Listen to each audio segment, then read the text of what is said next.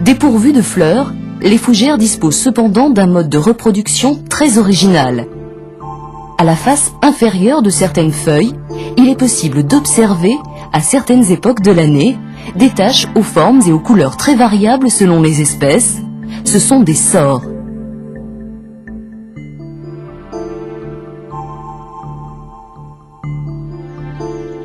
Chez le polypode, qui est l'une des fougères les plus courantes de notre pays, ces amas d'aspect granuleux sont très facilement observables. Vus de très près, ils se révèlent être constitués de dizaines de petites boules que l'on qualifie de sporanges. Les 64 spores contenus dans chaque sporange sont ainsi libérés, parfois même expulsés vers l'extérieur.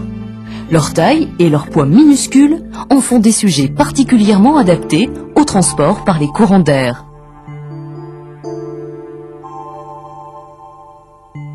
La production annuelle de spores par un pied de polypode est impressionnante, plusieurs millions pour un pied de taille moyenne.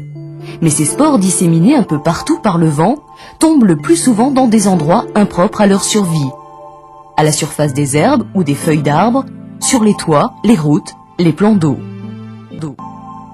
L'union d'un entérozoïde avec l'oosphère, contenu dans un organe femelle, engendre en quelques jours un minuscule embryon.